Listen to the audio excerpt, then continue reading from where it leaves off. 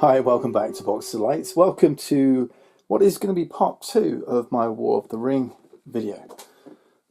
There were some questions raised and I thought I'd take an opportunity to answer some of them. So one of the things you saw in my earlier video, I was struggling with which factions are in which deck and suggested putting different card backs, card sleeves rather.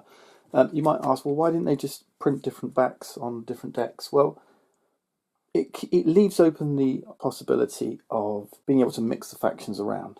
So they're not tied to the deck. So that's one thing. So potentially for future expansions. Another thing, some people have said about the two-player mode and having to manage two hands is not ideal.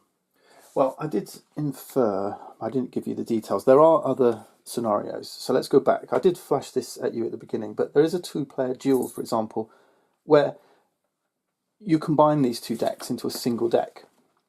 Okay, so then it's just 1 versus 1. The rules are changed up slightly, so there's a few little details. It plays a lot like the trilogy. I mean, I just demoed the trilogy because that's likely to be the scenario you're going to play first. But with two, you can mix them in. Now, obviously, you've got a 60 card deck rather than a 30 card deck, so they're not going to recycle, and maybe the cards in your hand won't synergize as often. But you do get a larger hand size. Okay, so you draw more cards. The Witch King player draws 6 cards. The Gandalf player draws 4. There was another issue came up, and yeah, I did make one rules mistake, and that was on the move. I played a card to my reserve and then moved it. I think it was it this one? I think we played the warrior, and then played him. We moved him up here. You can't move a card from your reserve on the turn you played it.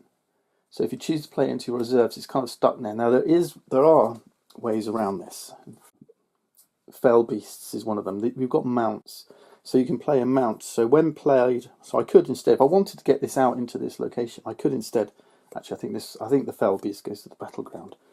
But the Fell Beast, when played on a wielder in reserve, you may then immediately move it to a battleground, even if it was played this round, okay?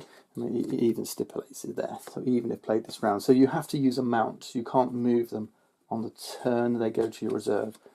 And that does mean you've got to really think carefully about where you're playing your cards. If you play into your reserve, it might be stuck there till the next turn, right? When the path moves up. We're on path 2, when we move up to path 3, right? Or 4 beyond. There's another mount in here. There's one that allows you to play it to the path. Now, it was kind of an instructional video and I've completely told you wrong. Yeah, here we go. So the Black Rider's mount allows you to play a card from your reserve into the path, even though it's been played that turn, right? So look out for those mounts. Another question that came out, this was a good one. In round 1, we were fighting over Minas Tirith, and at one point I emphasized how we couldn't play a Rohan character or army in defense here. You can't, it's true, but there are ways around it. So, for example, you've got cards like here for Aragon, the Red Arrow. This round, Rohan card, it says it, Rohan cards may be played or moved to Dunedain battlegrounds. This is a Dunedain battleground. So you do have cards that get around. So all these rules that fix things down, this is where the variety of your cards come in. Okay, you can take things out of the reserve. Mithril Coat here had shields. I mean, this is the thing. You're going to learn about these different card effects as you explore your deck. There's Treebeard, look, he's a wizard character. You can increase your carryover limit, for example. You can get cards out of your cycle pile into your hand. Okay. There's one here I wanted to show you. So here's Smeagol. So he's thematically, Smeagol's tied to the Hobbit deck, right, to the Frodo deck. But I know that we've got, let's have a look, we've got Gollum over there in the Saruman deck. So it is possible to have, so this is a strange one, it is possible to have Gollum and Smeagol out at the same time. But if you remember, do you remember how, if you've seen the movies or watched the books, he was this kind of dual personality. He had Gollum Smeagol had Gollum on his shoulder and vice versa.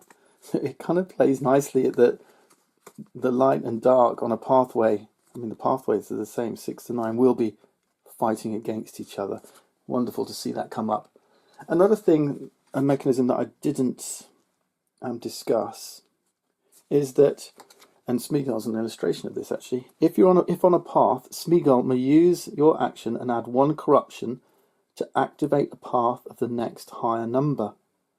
So you can alter what's going on here. So for example, we've got this card here, and Duel as a weapon. If in reserve, you may use your action to activate or reactivate any Dunedain battleground. Okay, so even if this is in a scoring area, you can bring it back and fight over it again. So Minas Tirith could come up again, and you know, if the Shadow player won Minas Tirith, we might play this to try and reactivate Minas Tirith and win it back. And there's no limit to the number of battlegrounds that might be active at one time. So for example, if Lorien was in play and activated, it says the Shadow battleground Dol Guldur must also be activated or reactivated. So maybe Dol Guldur's already gone and been scored. Lorien comes up, Dol Guldur's coming back, and they can both sit here to be fought over together. Okay, so there's all sorts of complexities and depths to what's in this game. If you don't want to be spoiled, then look away now, but I can show you some of the other pathways. So we're moving on through pathway 3, pathway 4, Khazad-dûm, the doors are doing Karadas. You know, we're moving through the story. Pathway 5,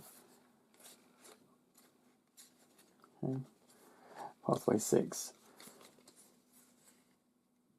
and every time one of these things comes out, its activation effect comes into play. Okay, the game will progress and move on. Remember too, eliminated cards are shortening your deck. And finally we arrive at the crack of doom, you see. Making possibly your deck feels more efficient, possibly you feel like you've lost a lot of, you know, cards that we're using to fight over battlegrounds. This is an evolving story that will speed along as you play. Okay, that was my follow-on, and I guess I will mention some of the other scenarios, because that's probably the thing that's going to interest you too. So that's a 2-player duel. I mentioned this one. There's also a 3-player duel. Here we've got Gandalf player using a single deck of the 3 players, and 2 players controlling Shadow. Then you've got this Fellowship of the Ring scenario. It says this 2-player short scenario follows the journey described in the first book of the trilogy. We're only going through 6 rounds and 6 paths. And Shadow is playing the Balrog of Moria and Gandalf the Free Peoples. So you've got shortened decks, shortened paths, shortened number of turns. And the battlegrounds and paths are in a specific order. And it does say here that the game could end after 4 rounds. There you are then. That's my footnote to the previous video.